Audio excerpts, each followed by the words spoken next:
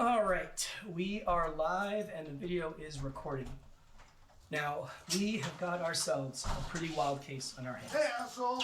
But first things first, let's do a quick refresher before we dive in. As always, the interviews will be streamed live. I told you, but I didn't lay a finger on her. Oh, shut up and cut this shit! Once the interviews end, you'll be able to access all of the previous recordings on the playback when it gets to you. Whatever! Now, keep in mind that you will be getting two different camera angles in your feed. Camera A and Camera B. Feel free to switch between the two as you see fit. That's what I thought. And last but not least, Piece of shit. don't overlook the evidence available to you in the case files. I'm sure that you'll need to reference those at some point.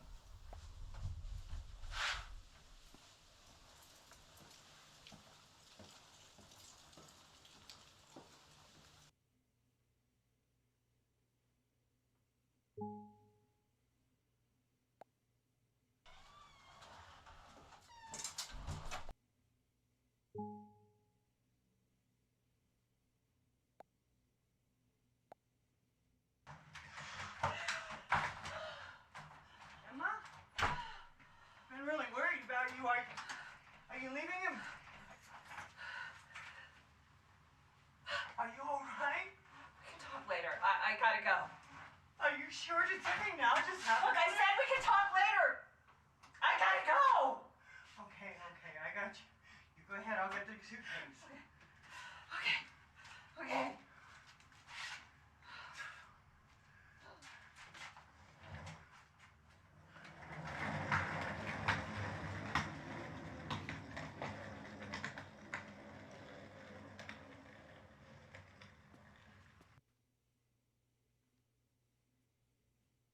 Seen entering Daniel's house the day of the murder. So, needless to say, he is definitely a person of interest. Now, I was also able to bring Charles and Emma's daughter, Rebecca, down to the station today. Now, there's nothing that really points to her being a suspect at this point in time, but she did live with her mom and Daniel, and she was aware of the abuse that her mom had reported. Now, last on our list is Daniel and Emma's neighbor, Janice Burks. Janice served 9 years in prison for killing her husband, who had a very long history of domestic violence. Now, the main reason that I brought her down here today is that she was also seen entering Daniel's house the day of the murder. So yeah, that's two people that were seen entering Daniel's house the day that he was killed. All right, now that is the basic overview. Okay, you can dive in deeper with the case files or some of the security cam footage that we also subpoenaed. That footage is already loaded up for you on the playback monitor. All right, now let's figure out what the hell happened here. All right, I'm gonna bring Emma in here first. Let's see what she has to say. All right, we'll see you in a few.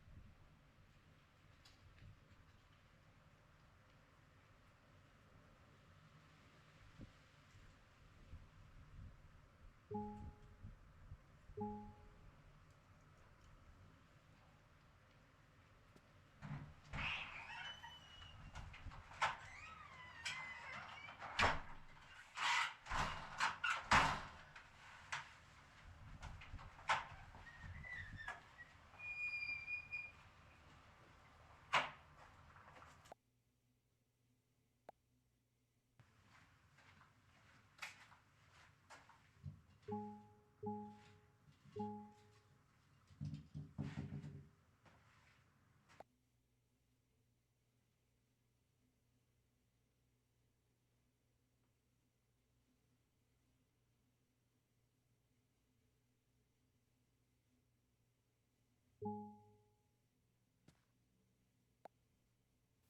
right, Emma, we are recording. Today is September 19th. I am Detective Martin Ruiz, badge number 7621, and with me here today is Emma Richardson. So Emma, can you please go ahead and spell your first and last name for me? EMMARICHARDSON. Thank you. And can you please acknowledge that this statement is being video and audio recorded and that you are consenting to this recording? Yes, that's correct. All right, and lastly, I just need you to acknowledge that we've already gone over your rights and that you are willfully making this statement. Yes, that's also correct. All right, thank you, Emma. So yeah, let's just keep it simple and start with you telling me where you were the day of Daniel's death. I was staying at a motel, And which motel would that be? the Best Stay Motel on the southeast part of town. Now, is there a reason that you didn't go to work that day? I wasn't feeling well, so I decided to take a sick day. And you work at Rose and Davis Financial Services, right? Yes, I'm a junior account executive. And Daniel, he works there as well. Is that also correct? Yes, actually, he's the one who got me the job there. And the two of you were romantic partners. Is that right? Yes. Now, do you mind maybe elaborating a little bit more on this relationship that you two had? Sure. What exactly would you like to know? Well, I guess we can start with the police report that you had filed on September 10th. Now, based on what I read, it seemed that this relationship that you two had was not that pleasant, was it? No, but at least not lately anyway. Now, you claimed that he had grabbed you pretty forcefully, too. I mean, so much so that he dislocated your right elbow. Is that right? Yeah, but I don't want you to think that was a norm or anything. So that's not his normal behavior. No, it wasn't. We had been together for 6 months at least, and I moved in with him about a month ago. He had never once laid a finger on me the entire time or shown any warning signs. So then what exactly happened on that day? I mean, why did he have this sudden change in behavior? He was jealous of a client of ours that we met for dinner. And who was the client? Just a prospective client. His name was Jason Anderson. Jason Anderson. All right, and what exactly happened with Jason? Well, Daniel had to take a call, so he stepped outside. He was out there a good amount of time, maybe 15, 20 minutes. And during that time, Jason and I started talking.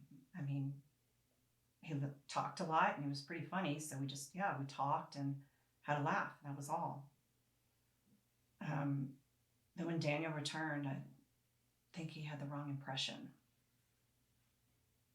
I mean, on the ride home, he kept questioning me about what we were talking about.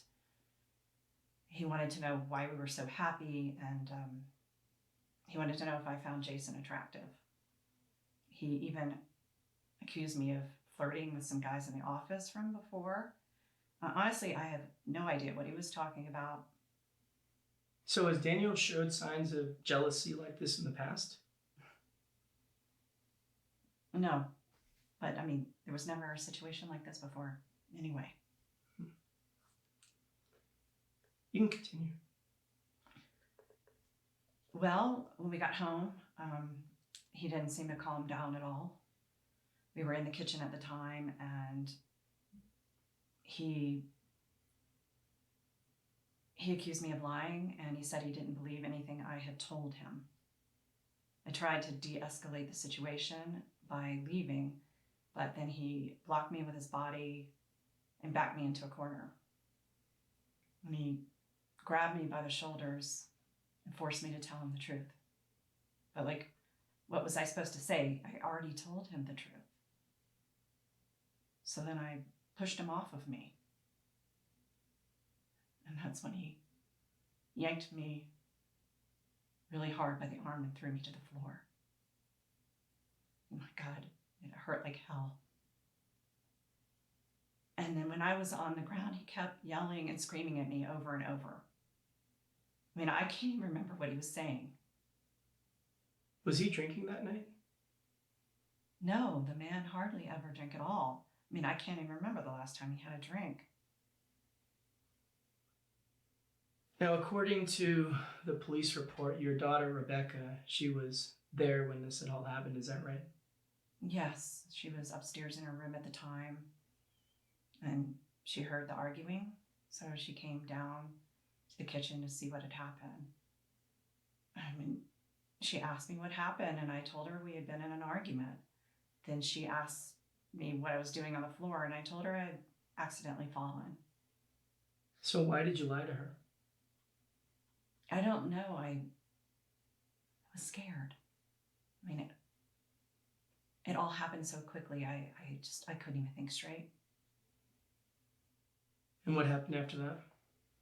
Well, Daniel could see that I was really hurt, so he picked me up off the ground and took me to the hospital.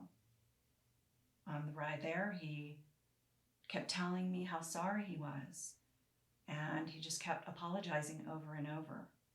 He said he didn't know what got into him. And you believed him? Yes, I did. Really? It was a one-time thing. It was completely out of character. I didn't know what got into him. So yes, I did believe him. All right, and what happened after that? Well, he took me to the hospital and we checked in, and that's when I learned that my elbow was dislocated. Then Daniel left and Rebecca came to stay with me overnight. And then the next morning I had time to clear my mind, and I told Rebecca exactly what happened. So you told her that he had actually hurt you? Yeah, she wanted me to press charges with the police, but honestly, I was hesitant. I didn't want it to turn into a big thing. But this was a big thing, was it not? I don't know, maybe. I mean, it was a big enough deal that you felt the need to file a police report, right? But that was Rebecca's idea. So, but yes, I was released from the hospital. We stopped and got some pain medication for my arm. And then we went to the police and filed a report. Then we went to the motel, I checked in, and Rebecca left to stay with her dad. And her dad, that's Charles, right? Yes, Charles. So was Charles aware of the assault that had happened? Yes, I told him that night. Was anyone else besides Charles and your daughter Rebecca aware of the assault? And the only other person was my neighbor, Janice. She must have heard the screaming because she texted to see if everything was okay. I wrote her back that same night and told her exactly what happened. Now, are you and your neighbor really close? Because, and this could just be a me thing, but that seems kind of a strange thing to tell a neighbor. Sure, somewhat, I guess. I mean, we look out for each other, as neighbors are supposed to. Now, I'm wondering, do you think that maybe one of those three would have a reason to kill Daniel? I mean, considering they now know how abusive he can be, I mean, maybe that was enough to push them over, the limit to maybe take matters into their own hands? Absolutely not. But what about you? Was that enough of a reason for you to kill Daniel? Maybe make sure that he never lays a finger on you again? Absolutely not, no. Like I said, it was a one-time thing. It wasn't that severe. Wasn't that severe? Emma, I'm staring at you and you have a dislocated elbow. Now, I don't know about you, but to me, that is pretty damn severe. Look, the guy got jealous, okay? I mean, he'd been under a lot of pressure at work and he was in a shitty mood. He made a really poor decision that he immediately regretted. Is it okay that he hurt my arm? Of course not. But we can't change the past. And I do believe he was truly sorry. Okay? Fair enough. So Emma, is there anything else that you feel that I should know about this whole situation? None that I can think of. All right. We're going to take a little break. Just ask that you just hang here for a bit, okay? Okay. All right.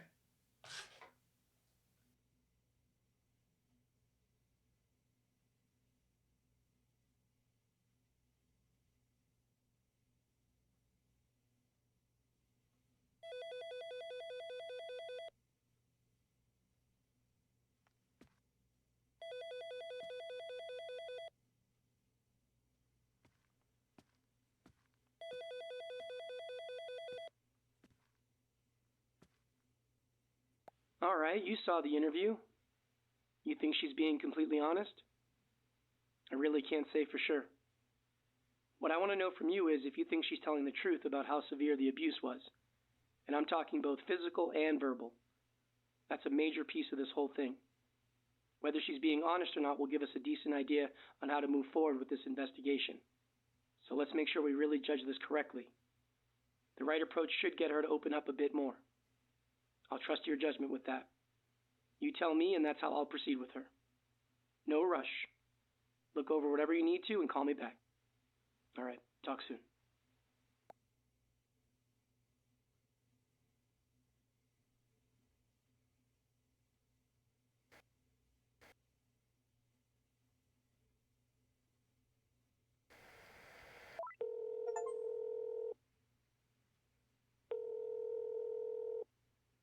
Hey. Okay, yeah, I'm with you. It definitely feels like she's downplaying the abuse. The question is why. I'll push her on that. Let's see if we can squeeze more out of her. All right, give me a second. We'll get things back up and running.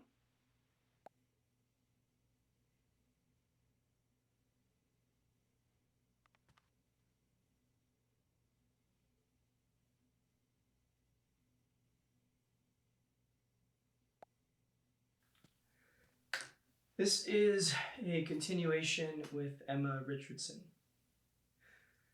Now, Emma, I gotta say, I don't think that you were telling me the whole truth. I don't. About what?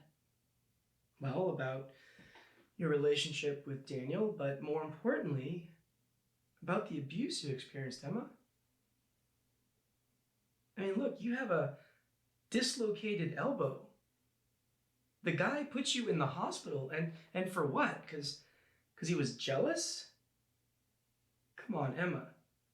You know that is not normal behavior. It's not. All right, that is pretty damn severe. Now, what I'm trying to wrap my head around is why are you covering for this guy? Why are you downplaying everything that happened to you?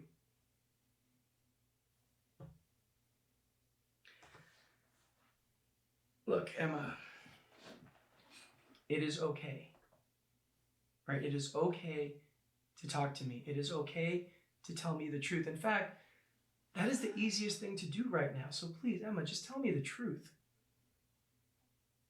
Okay. It was severe, okay? It was very severe. You know, I thought I knew him. I was falling for him. I thought he was perfect. But looking back, I can see that the signs were there all along. I was just blinded by wanting to move on and find a new partner.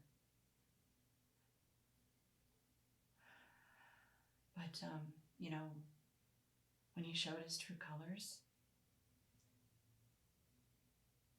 not only did he hurt me, but he threatened to kill me and my daughter at gunpoint. Okay? At goddamn gunpoint. Wait, I'm sorry. When did that happen? The day after I got out of the hospital, I think it was a Monday. Okay, can you tell me exactly what happened? I stopped by the house that afternoon to pick up some of my stuff. I knew he'd be at work, so it was a good time to go. I was there maybe 5 minutes, and that's when he showed up. I was in the middle of packing, and he could clearly see that I was leaving. This must have really pissed him off, because he immediately went to the bedroom closet and grabbed a gun. I mean, I was in shock. I didn't even know he had a gun. And then he threw me on the ground and pressed the gun really hard against my forehead. He kept yelling that the police were questioning him at work. Apparently, after I filed the reports, some cops were questioning people. They even questioned some of my neighbors, including Janice. Apparently, the higher-ups at work were really alarmed by all this because they put him on immediate leave until this all got sorted out. That's why he got home early that day. This must have been really embarrassing for him because he was really angry.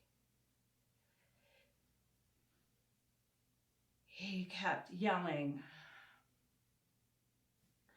that Rebecca and I needed to recant our story and to tell the cops that he never hurt me. I mean, he kept saying that he was acting in self-defense and that I pushed him. He was literally trying to make it seem like it was my fault. And then he made it a point to tell me that he was in control of my life, my job, my home, everything. And that he could take that away anytime he wanted. So then he told me that if we didn't tell the police his version of what happened, that he wouldn't think twice about putting a bullet in each of our heads. Wow.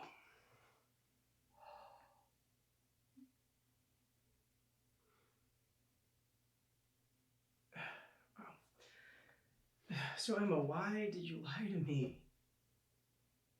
Because I thought you would see this as a clear motive for killing him, that's why. And I get that. But okay, but why in the situation that happened, why not in that moment?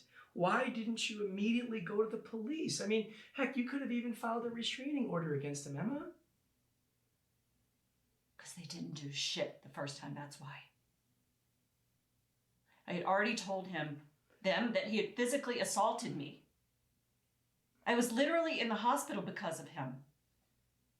But did they protect me? Huh? Did they? I can answer that for you, detective. No, they didn't protect me. In fact, that son of a bitch threatened to kill me even after I went to them. So no, I didn't think it mattered. So don't get me started about a restraining order. You think a restraining order, some just like little piece of paper, would stop someone like him? Someone who had threatened to kill me? Give me a break. All right, fair enough. So tell me what happened after he had threatened you. He left. And I immediately gathered all my stuff and I left too.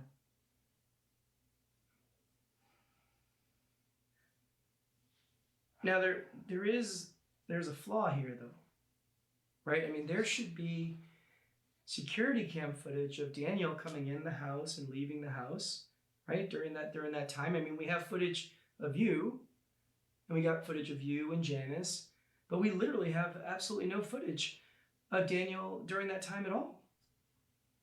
That's because he came in through the back. He didn't use the front door. It was like he was trying to catch me off guard or something. And I'm going to assume that because you guys don't have a security camera in the back, then that means there's no record whatsoever of him coming in or out of the house. Does that sound right? Correct.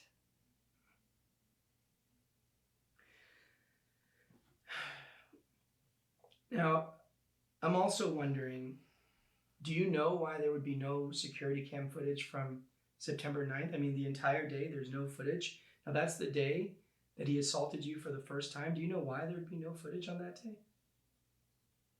I don't know. Maybe he deleted it. That is certainly a possibility, yeah. All right. Well, look, Emma, assuming that everything you told me is the truth, right? I want you to know that everything, and I mean everything that has happened to you, none of that is your fault. I know. Good. And there is help if you need it, Emma, all right? There's shelters that I can connect you with if you don't want to stay at that motel. There are people that you can talk to. All right, we've got a lot of resources, Emma. All right, you do not have to go this alone. Thank you. I appreciate that. All right, Emma, let's give you a break, okay? Yeah. Okay.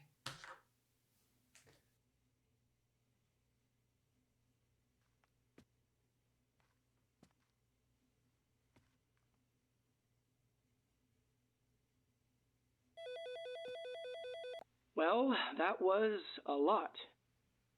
If she's telling the truth, Daniel's got some pretty serious issues. It is weird that he would go through the back, though. I mean, it's possible, but considering how in the moment he probably was, it does strike me as odd. I don't know. There's a lot to process here. All right, we got to keep these interviews going. Let's see what more we can uncover here. I got her ex-husband, Charles, up next. Let's see what this guy's got to say. Hang tight. Bye.